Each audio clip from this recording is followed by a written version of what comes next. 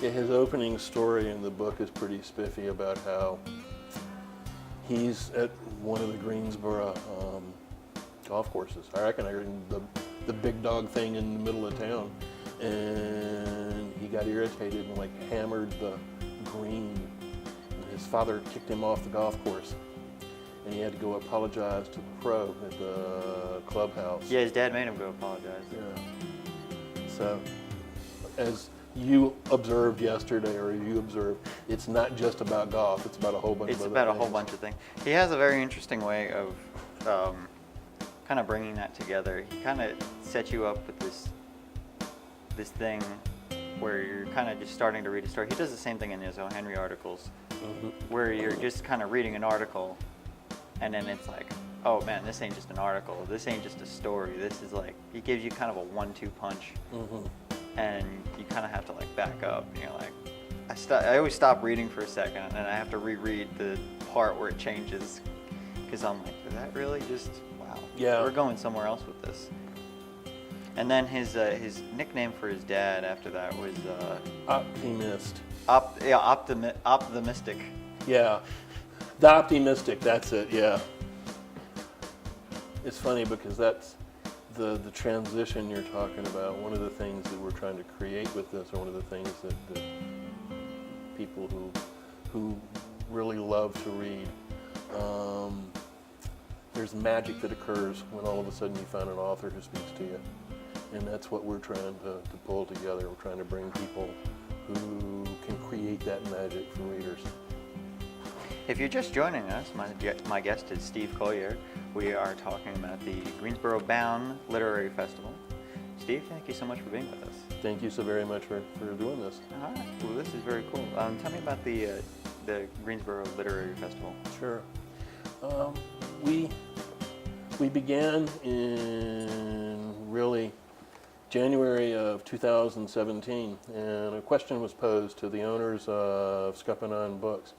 Do you think Greensboro and Guilford County might be able to support a literary festival, a book fair? And they said, let's see if the community thinks that's a decent idea.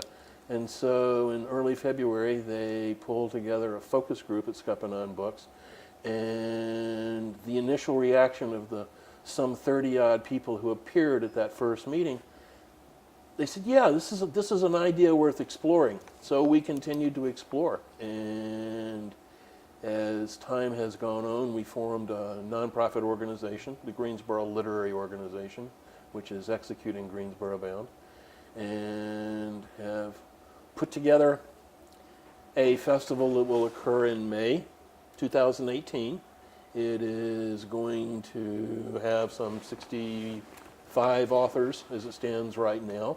It'll be centered in downtown Greensboro, using the Greensboro Cultural Center as the hub, along with the Greensboro Central Library and the History Museum. And we'll be having a kickoff event on Friday, May 18th, a set of programming running all day and into the evening on Saturday the 19th, and then a half-day Sunday afternoon. And we'll be concluding with Nikki Giovanni on the afternoon of Sunday. How many authors are we talking about? It's about 65 right now. We are really, really pleased. We've got that many people who want to come to Greensboro. Obviously, we're leveraging local talents like Fred Chappell and people from the region like Jim Dodson and Lee Smith and Beth Macy, but we've got people who are coming in from far away too. We've got Carmen Maria Machado, who is a National Book Award finalist. We've got Nikki Giovanni, who is a renowned African-American poet, and she's been here before in Greensboro and was delighted to have the opportunity to come again. We've got John T. Edge, who is the Executive Director of the Southern Foodways Alliance. He is coming because in his book, The Pot Liquor Papers, he observed that the sit-ins, the North Carolina A&T sit-ins at the Woolworths, were the equivalent of Fort Sumter for the Civil Rights Movement. So we've got a number of people who are excited about coming to Greensboro. That's really cool. Now, why Greensboro? Well, the city has an incredible literary history in its own right. I mean, my heavens, you got O. Henry, and the MFA program at UNCG is renowned, and there's just so much interest that we've found in creating this. It's a natural outgrowth of the city. That's really cool. Tell me about what it takes to plan something like this. I mean, there's so much involved, it seems. Planning it is, I think, a function of a couple of things. One, we're a startup organization. Truly, we're viewing this as we're creating a sustainable startup business. It happens to be nonprofit, but the idea is you want to be able to create something that will have some lasting power. So we've done it on the basis of finding volunteers. We're all volunteer right now. There's no paid staff or anything. We're finding volunteers with interests in specific areas.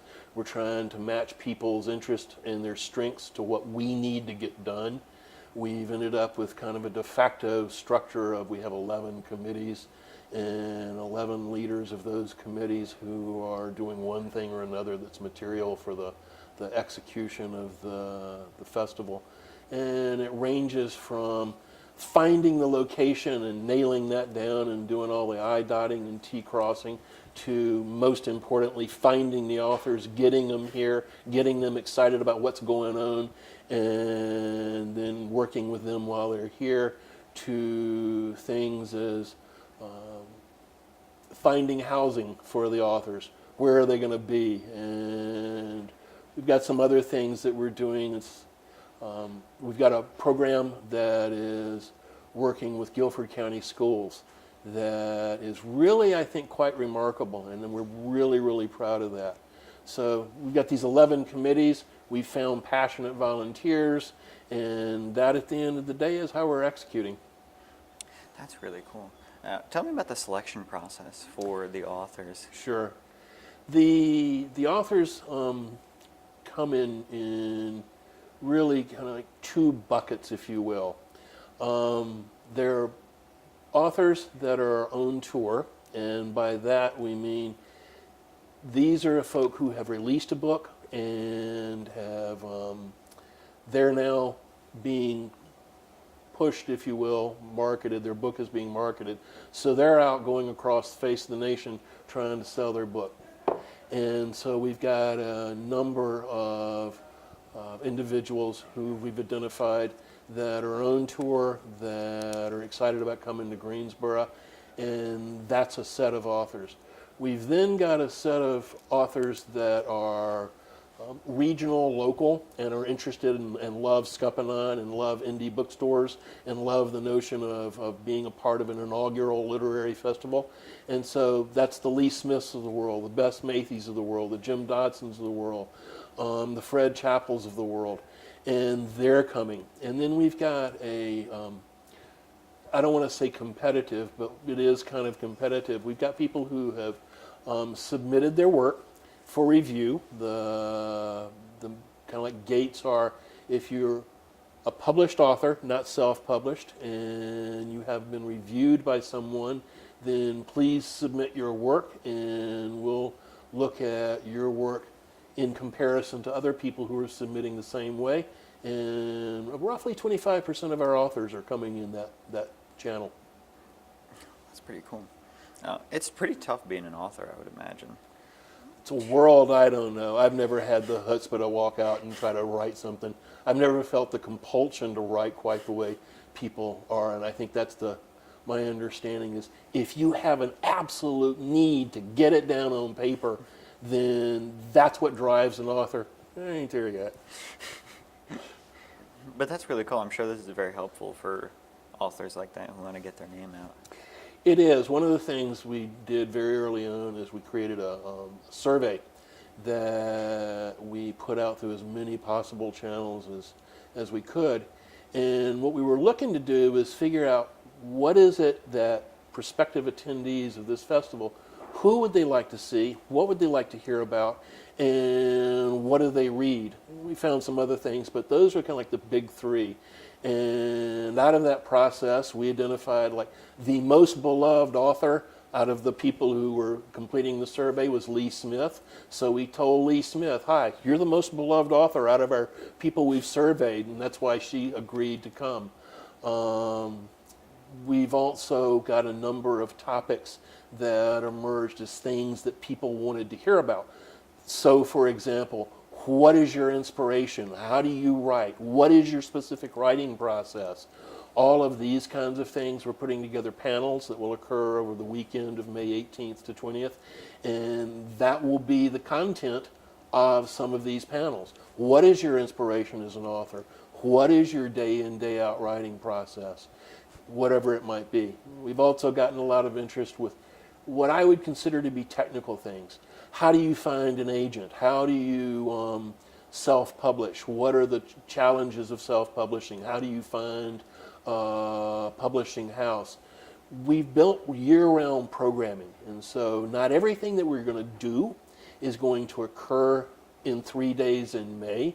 We're also looking at being able to create year-round programming, and these things that we can't put into 3 days in May, we're building programming to answer some of these questions for the community that way. So, for example, last night we had the first of a set of 3 presentations, panels on self-publishing. Last night it was a group of self-published people as well as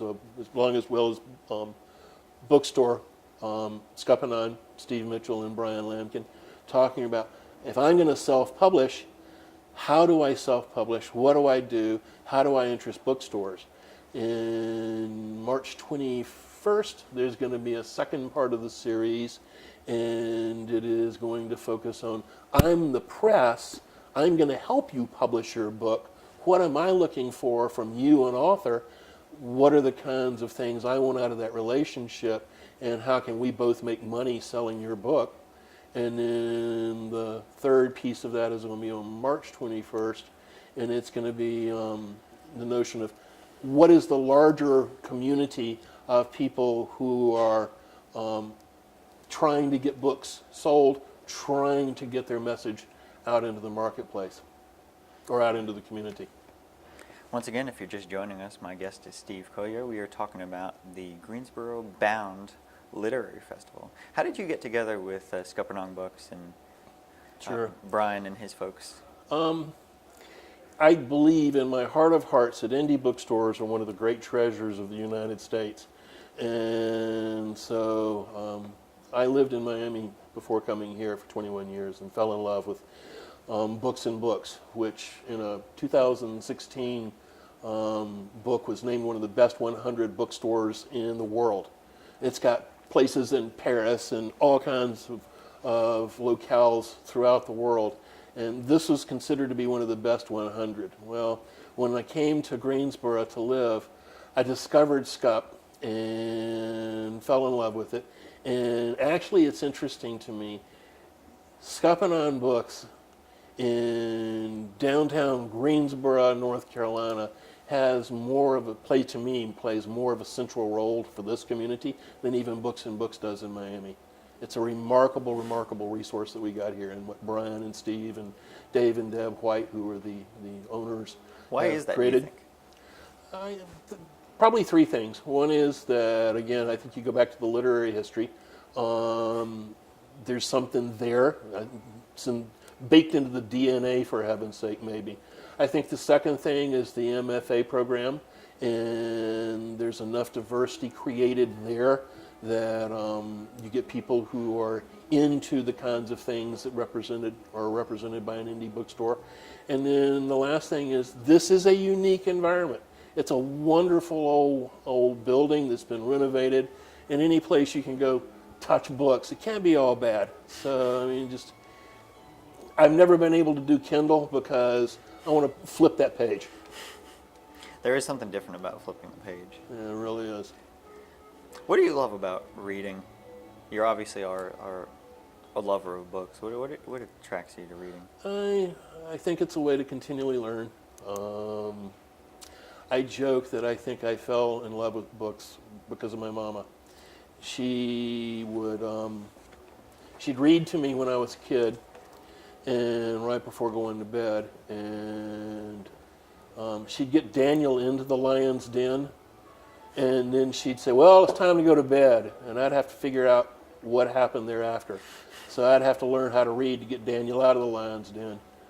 I think that's part of it, and subsequently I've discovered from kind of a pedagogical standpoint that early exposure to the spoken word, people telling stories, people trying to read as a kid, even playing with, oh, look at that picture, oh, look at that, whatever it is. Your formative years, something like 3 to 5 or whatever it turns out to be, these are really important years in terms of getting kids excited about reading. That's when neurons and all kinds of things are formed that trigger this stuff. Bottom line is that lifelong learning comes from 4 things as I understand it. 1 is reading skill, 2 is an opportunity to read, 3 is an access to books and reading material, and the 4th is desire to read. And I think that what my mama gave me was the desire to read, and then the other 3 came. And she did something that's very interesting that authors do. She left you with a cliffhanger. Absolutely, she did indeed. She built suspense, which is something that an author does. Absolutely, yeah. I hadn't thought about it quite like that, but yeah, she did indeed. And that's really cool. Do you think that enough people read? I think there's always, there's different kinds of reading. There's way different kinds of reading. I do lots of reading, did lots of reading for work. And during those days, particularly, my reading for pleasure was somewhat limited. Now I have a smidgen more time, and so I'm reading more stuff that I'd like to. But baseline is, if it's something you love, you'll find a way to do it. I've discovered, for example, the O. Henry magazine up here.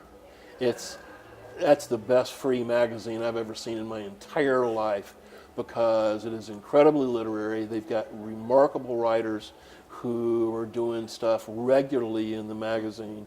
And it's really good, short work.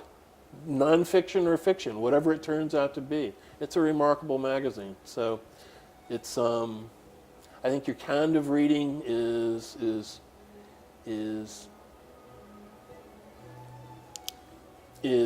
one of the things that's just going to evolve over time. Tell me about some of your favorite authors. I used to joke it's 52 books that I'm going to drag around with me forever. Now it's got to be closer to 100, but it's all across the map.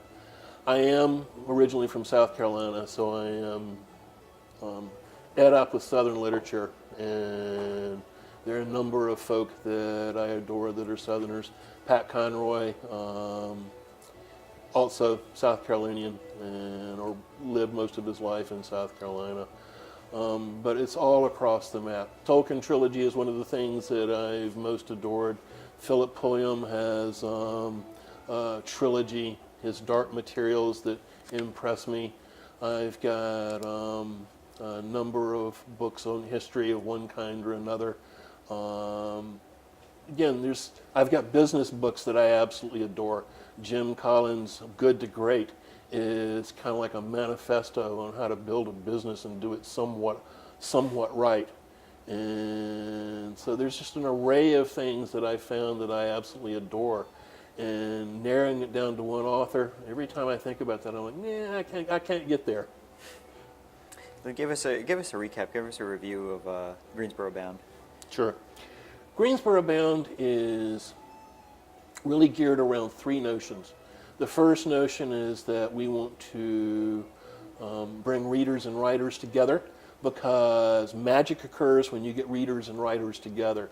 The second thing is that we want to create an environment and create places where all of Guilford County's communities can come together and tell their very diverse stories, oftentimes in an inclusive and in an inclusive space. And the third thing we want to do is we want to get authors in front of students, we want to get students in front of authors, and we want to get books into the hands of students. So kind of the three arms of this thing, or the three notions that are informing what we're doing. The festival is getting at that first one, and really at the third, the students. But the notion of we're going to get readers and writers together May 18th to 20th, and really throughout the year with our year-round programming. The second piece is we're making an explicit commitment to try to bring in diverse authors. We had two programs very early on. As a matter of fact, the first two Greensboro-bound programs, one was on women writers. What do you as a woman, what are the joys, what are the challenges, what are the hard things, what are the good things about you being a female author, and you being a female and an author. The second one was of the same genre, but it was focused on writers over 60. So you as a writer, if you're over 60, what are you going to face? What are you going to face in writing? What are you going to face in publishing? And one of the things that amused me with that one was the panel members said, if you're over 60, you will not find an agent because nobody wants you because you're so old. And that's obviously not something you're going to face if you're a 20, 25-year-old, 30-year-old author. Is that really true? That's what they said. And you know, these are all individuals who started writing later in life, and so the journey to find an agent was almost impossible because an agent is looking to find someone early in their career that they can stay with over the longitude, over the length of that person's career. I guess it's like the same thing. I guess it's hiring somebody, right? Exactly. You want them to stick around. You don't want to have that churn. Yeah. And you don't want to have a short duration relationship. You're going to invest all that front end time to help them learn, market themselves, etc. My initial thought was that someone with experience would be a much better author. Potentially so. Again, that's the world I don't know. Okay. One of the things, though, we're really, really proud of, and if I can go with this one, we've created a partnership with Guilford County Schools. We have found an individual who is the director of library media services, the head of the library for Guilford County Schools. And this is an entrepreneur in the midst of the Guilford County school system. And we came to her and proposed the notion, would it be useful for y'all to have authors talking to kids and talking to your students? And she said, oh heavens, yes, I think so. Let me verify it with my schools. And so we went to a couple of meetings with the school librarians, and at the end of the day, they all said, absolutely yes. Well, literally, she sent out an email the day after our presentation, and we had 40 schools say, yes, raise my hand, I'd love to have an author in our school. So right now, what we're doing is we're constructing a program that will bring authors to schools. We've identified 15 authors that we would like to have. We're working to fund having all 15 authors. Some of them are local, they're published, and they're willing to do this for love, not money. Other people, we obviously have to bring down and at least pay their expenses. And so the upshot is we've got 15 authors targeted. We've got 30 school presentations targeted. We are going to be running this throughout calendar 2018. We'll start in late February 2018. And we're targeting the tail end to be sometime probably in the fall. And at the end of the day, we're going to be, right now, the plan is we're going to be touching 10,500 Guilford County school students. And of that, we're really proud. Is that something you think that will get more school-aged kids involved in reading? We do, and there's a couple of reasons. Again, going back to pedagogical stuff, one of the most important ways to create a desire to read is to have someone be read to out loud. That gets kids excited. They hear the words, et cetera, they hear the story. And so that hearing it is exciting. If it's a teacher, the teacher can tell the story. But one of the things that we've found out is authors can tell the story, but they can also tell how the story was created. And that, interestingly enough, as we've talked with teachers, we've talked with library media specialists, kids actually, even in elementary school, they're interested in how did you write the book? What was your process in writing the book? How did you illustrate the book? How did you market the book? I mean, I wouldn't expect a kid 6th grade or below to be interested in that kind of stuff. They are. And so that's what the author is able to bring to the table that even just a well-meaning adult who's just telling the story cannot get there. So that brings excitement to the table. And it also gives some context, I mean, to the author. I've always found, at least for me, with a story, it means a lot more to me if I'd either met the author or I know something of the story, or I've been to that place before. Something where I can really, I have some kind of touch or some sort of investment, or something where I've seen or I've met someone. I mean, it just makes it so much more, you're like, wow, I'm really interested in this. You know, Yeah. you can you hear their voice, and you can hear their voice through the book maybe, and it's a lot different. Absolutely. You know, it's funny, we Tammy Brewer, again, the director of Guilford County Library and Media Services, we went to Virginia Children's Book Festival. Virginia Children's Book Festival was created now 4.5 years ago by a woman by the name of Juanita Giles. This is in Prince Edward County, Virginia. It is one of the more economically challenged areas of Virginia. They have Longwood University there, but this is the county that shut down its schools back in 59 to 64 after Brown v. Board of Education. From her standpoint, she's still dealing with the legacy of that. But one of the things that she's found is that when you engage kids early on and you get them excited, they're just incredible benefits. We got to see an author by the name of Peter Brown, and he's written a book, and I forget the name of it unfortunately, but it's about a robot. And as he told the story to the kids of how that book came to be, it was interesting because he said, I'm an illustrator at heart. I write as well. Sometimes I write and then I illustrate. Sometimes I illustrate and then I write. With this book, I did a picture of a robot sitting in a tree, and that I was trying to figure out, what do I do with that? And it took me about 10 years to get to the point where I actually had the story behind that robot in the tree. That story of his journey to create this book was one of the most remarkable things I've ever seen.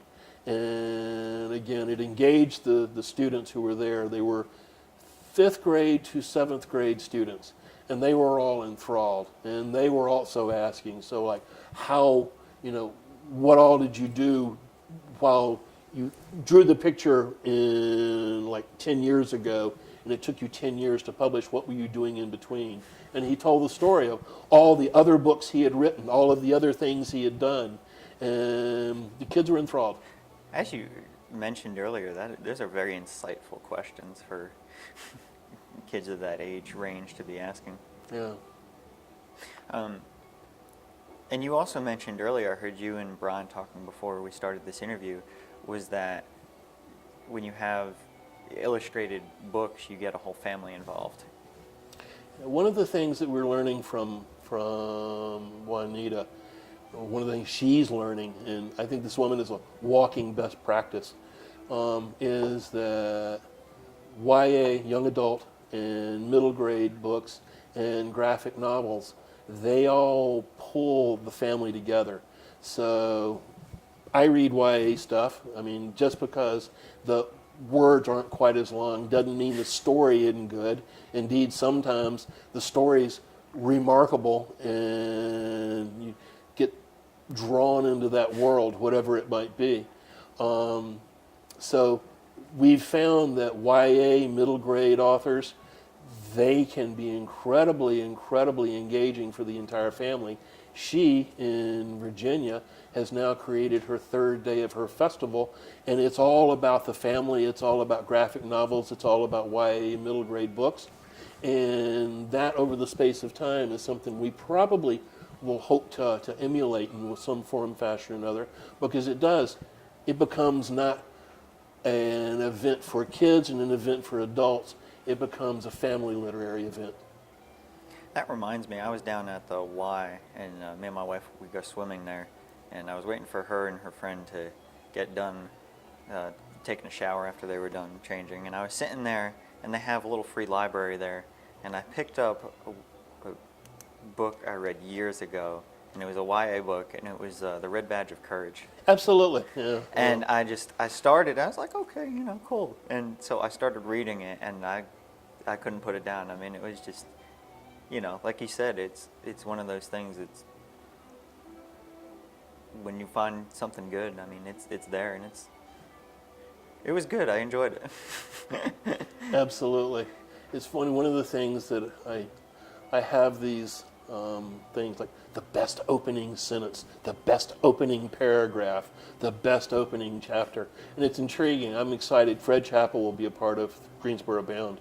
And Fred Chappell has, to me, the best opening paragraph of any of the books I've ever read. He's got a thing called I Am One of You Forever. And the opening paragraph is about a father and a son building a bridge from a small island in the back of their backyard to get to a garden that they were creating for the mother of the son and the wife of the husband. And it's the story of the boy and his father and their journey to create this and what happened. And it's the opening chapter, and it's a little bit of magical realism in the American South, but it works like a charm. That's really cool. Another thing that I was thinking of as we're talking about the whole young adult and school age kids is the idea of social media, which is, as we all know, it's a double-edged sword. And it's created, I guess in my opinion, a very short attention span. A book is kind of it's a long commitment. You see where I'm going with this? Yeah. I guess this is one of those things. It's created kids to, I guess, in some ways read, because there is stuff to read on there, links to other articles and such, good or bad, however they may be. But I guess that's sort of a challenge these days. I think so. This is a world I don't really know. It's funny because I'm still figuring it out myself. My belief is that if you give somebody a good story, or you give somebody something they're already interested in, they'll run with it. And this is just based on the notion that if you want to learn about something, you will go read and work as hard as you need to learn about whatever it is, just because, by grannies, you're going to figure it out for yourself. I still remember years ago, it was my mother and an aunt and a friend of the family, and I was coming back home from Miami, and I taught myself the American Revolutionary War in the South, because we were going to go to a couple of battlefields. They were humoring me, bless their hearts, but I managed to teach myself the flow and kind of like what was going on from the time the British came in at Savannah until the end of the Revolution, the essential end of the Revolution at Yorktown. And the two places that we went to that one day, I was able to put those in the context of the overall flow of the Revolutionary War. And I was incredibly proud of myself for taking my aunt, my mother, and our friend on this tour, that I was able to actually serve as a docent for them. So I reckon the point is, if people are doing something for a reason for themselves, they'll go as long and hard as they need to. And you're piquing their interest. With a fair amount of luck. With a fair amount of luck. Okay. Tell me about you have a lot of things. So you have this festival. I guess you're going to kind of play off of that and see where that goes, right? And you have this, you're peeking into the school system. Mm-hmm. What's long? Have you thought long term? And where this is going to take you from there? Let me answer the question by telling you the story of how Miami Book Fair got started, and a little bit about Miami Book Fair. So once upon a time in a land far, far away, known as 1983, there was a nun who was working for the downtown Miami-Dade College campus, Wolfson campus, and she approached the then president of the downtown Miami-Dade College campus, Eduardo Padron, and she says, "Dr. Padron, I got a friend. He's coming to see me, and he's willing to talk to our students, and he's willing to talk to members of the community. Can I get a room and some chairs and some tables and stuff and get some help putting them up together?" And he said, sure, no problem. Who's your friend that's going to come? She says, "Oh, Alexander Solzhenitsyn." Well, he was stunned, and it turns out that Solzhenitsyn came to Miami. There was a definite outpouring of the community to see him. And that triggered a notion among four people: Barbara Skegan and Eduardo Padron and Mitchell Kaplan, who's the owner of Books and Books, the Scuppernong of Miami, and Susan Cummins, four people. And they tried their first Miami Book Fair in like 1984. Well, that small book fair in 1984 that largely featured Carl Hyacin, who was then a relatively unknown reporter for the Miami Herald and columnist, and Dave Barry, who was definitively an unknown writer for the Miami Herald. They were like the two big stars. Now, Miami Book Fair is the largest literary event in the United States of America. It runs for 8 days. It brings 500 to 600 authors. They're running over the final weekend 22 concurrent stages. They have programming in English, Spanish, and Haitian Creole. And the energy, the array of authors, the array of topics, it's incredible. And granted, Miami is a lot larger than Greensboro, but our hope is that we can plant a seed here and get people excited about coming to Greensboro, about the opportunities to get in front of readers here.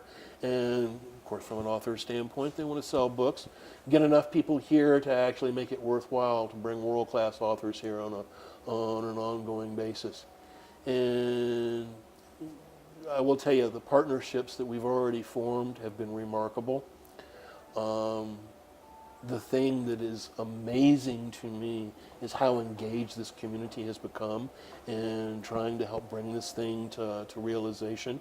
We had so many organizations that actually took the survey and put the survey out, running from both the Greensboro Library to the High Point Library to the Friends of UNCG Libraries to the High Point Literary League to Scuppernong itself. Just a host of people began to get the word out simply via the survey.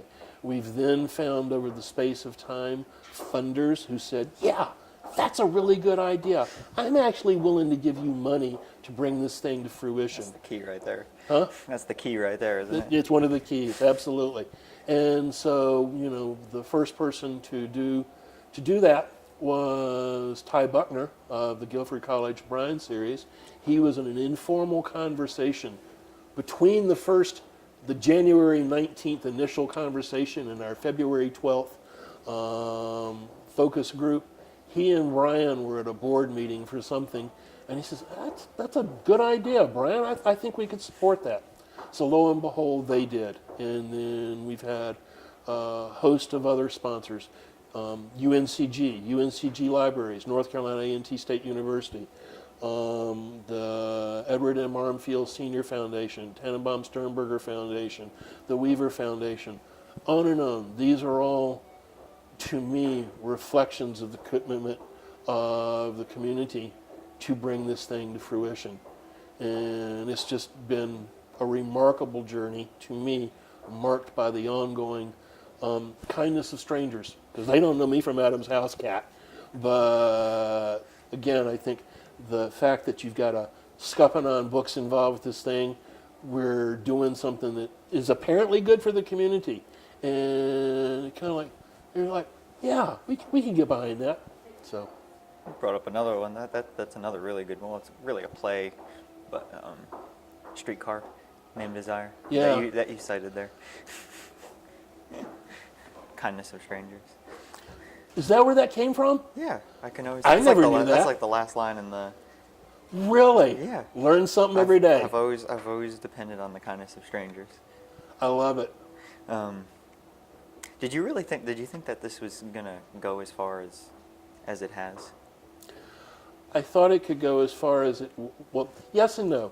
To be quite honest, my initial vision of this thing is it would be like a week long of stuff in the back of Scuppernong. Obviously, it's grown beyond that. So yeah, from one standpoint, it's exceeded the vision that we initially had. But the other thing is that again, it's the community has gotten behind this, and so it's, to me, it's the arms and legs of the volunteers who are bringing their passion to the table to make this thing work, and then again, the financial support of people who go, yeah, that's a decent idea. You brought up volunteers. How did you get volunteers? Where did they come from, and how many do you have? A lot of the volunteers, to be quite honest, have been identified via the survey. So the goal for the survey is 4,000 completed surveys. We aren't anywhere close. We're about 1,200 right now. But people still tell me that's actually not bad. That said, 53% of the people who have responded to the survey say, I'm either willing to consider volunteering or I will volunteer. 18% have said, yep, I'll sign up. You just tell me where to go and when to go there. And the other 35% have said, yes, I would love to consider being a volunteer. Contact me and we'll figure it out. That's cool. So, and then we've got a steering committee. This is kind of like the heart of the. This is the outgrowth of the February 12th meeting, and it's kind of evolved. It's the outgrowth of that focus group, that initial focus group, and we've continued to mature this thing, and so people now continue to come, and new members of the steering committee continue to come, and we continue to identify new people who bring their passion to the table. That's really cool. So you're from Miami. I'm Are you originally from Miami? No, I'm originally from Spartanburg, South Carolina, and so my roots are hardcore Carolina. People have asked me when I got up here, said, well, how different is it? I mean, how do you like being up here? And I said, well, A, I went to Appalachian. B, I'm from South Carolina, so y'all's barbecue is different, and you got fewer pine trees, and at least for me, you're a bit more purple than South Carolina. That works. So I'm good.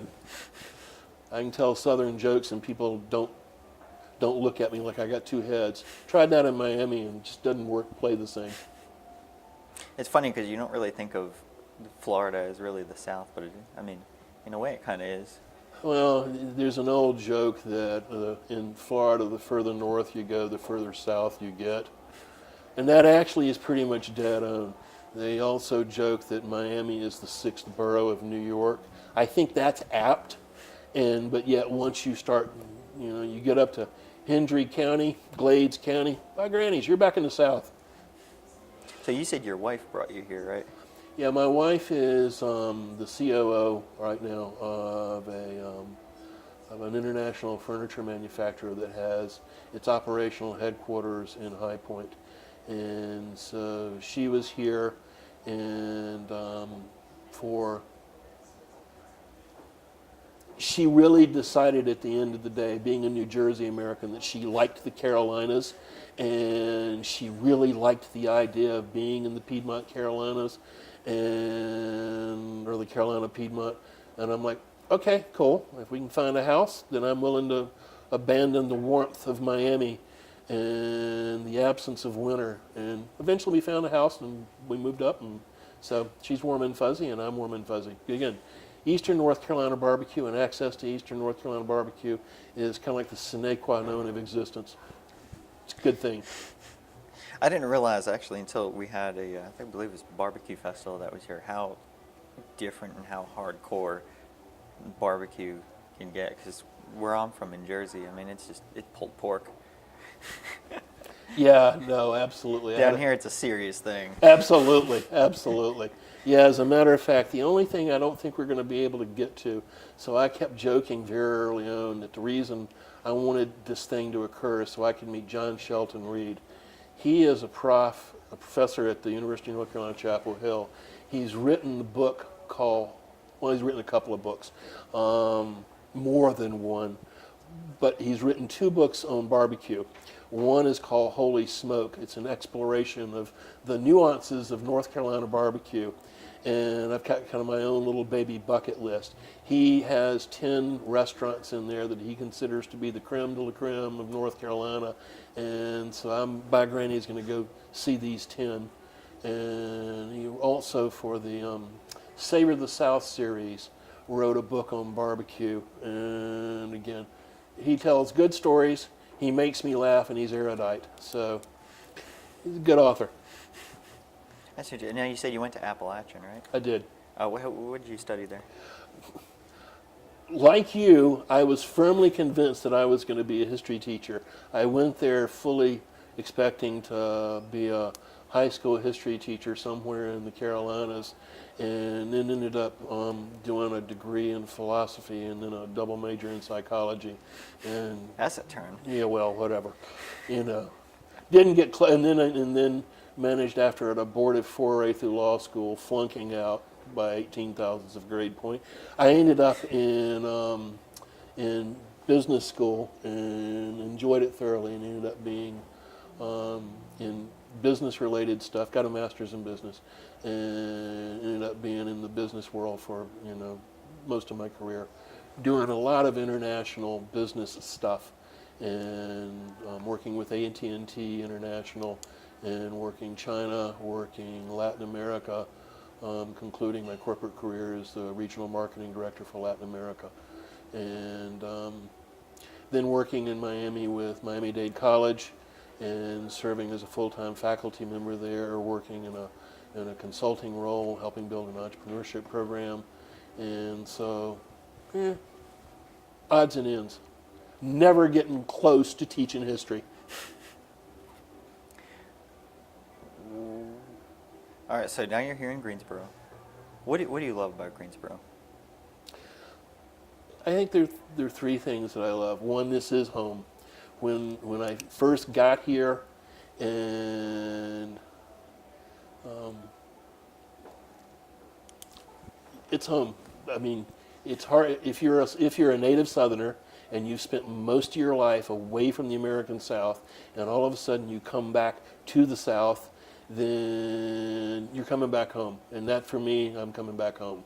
Anybody who understands the incredible importance of ACC football and basketball, and understands that there are barbecue wars, and understands the importance of barbecue wars, hey, this is a big deal. The second thing, this is a unique environment. I think this is kind of like Miami in that this is a blue dot. Greensboro is a little blue dot in the middle of an otherwise kind of like Red Sea. So that's intriguing to me, and that feels good. And the other thing is, this is a remarkably engaged community. I have done so many things that I've enjoyed that I didn't expect it to. Things running as simple as when we first met, that Green Hill gallery presentation by the artist from Davidson. That's not something I would have expected to do on a Friday night, and thoroughly enjoyed it. Katie St. Clair, that's who that Yes, is. bingo, Katie St. Clair. Yeah. That was a very interesting talk. And it's amazing, you pointed that out. It's amazing all the things you can actually do on little to no money. You can actually do a lot of things for free here, and just enjoy such a rich, even just in Green Hill. I mean, they have, you can walk around, have wine or whatever, and look at wonderful North Carolina art. And Yep. if it's an event night, they have an artist in there, and some local music. I mean, it's amazing the stuff that you get to do for free. It really is. It really is.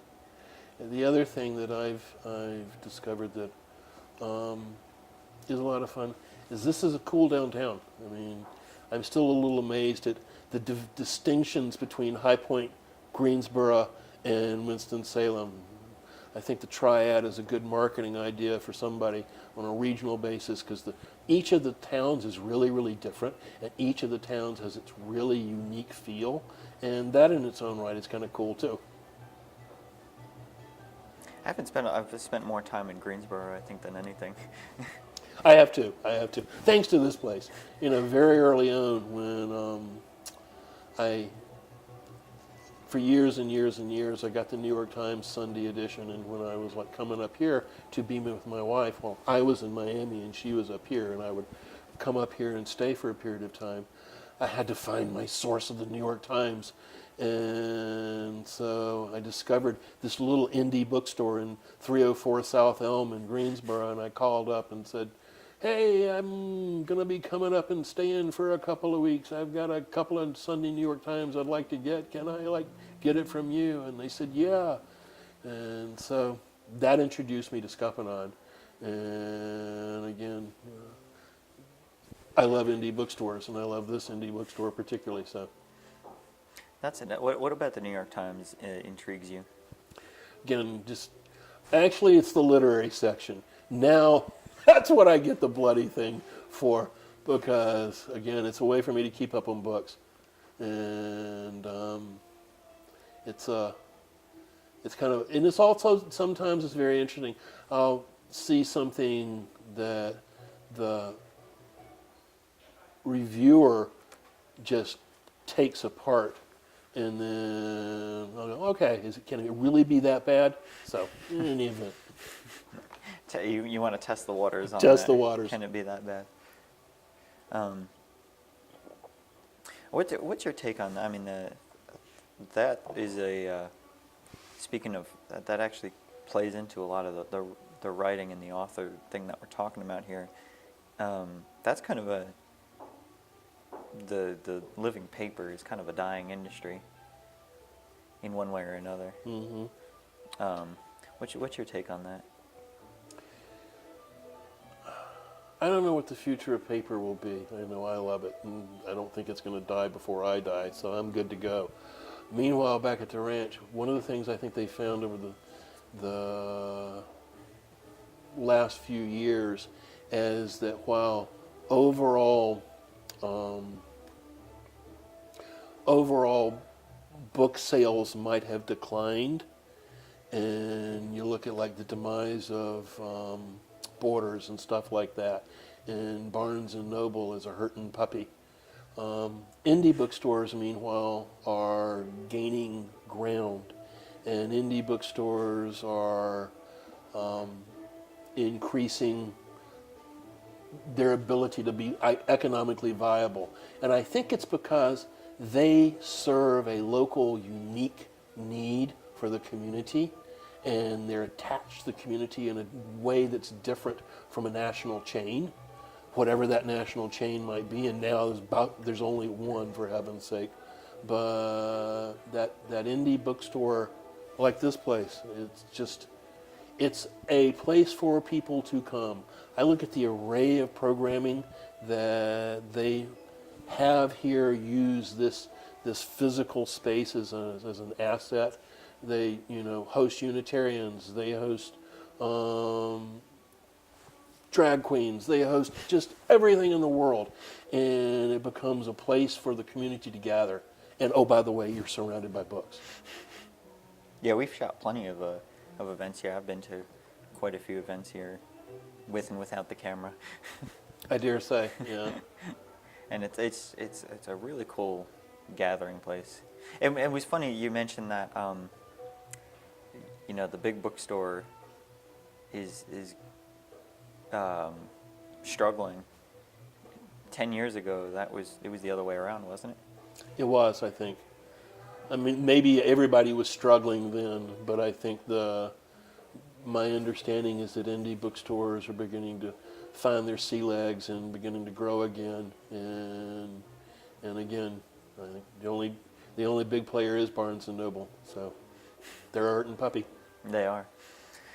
Okay. Is there anything else that you want to add? I think I'm good. Give us one more recap on the Sure. Greensboro Bound Literary Festival. Greensboro Bound is a community effort to create a literary festival in Guilford County. It is envisioned as a 3-day festival. The inaugural version is going to be in May of 2018. It's 3 days in May, but it's complemented by year-round programming that bring readers and writers together, that enable all of Guilford County's communities to be able to tell their story in an inclusive environment. And we want to be able to get authors in front of students, students in front of authors, and books into the hands of students. We're trying to create this environment of where the magic that occurs when you get readers and writers together. It's available year-round. It's available to all parts of Guilford County's communities. And importantly, we're trying to make this thing free.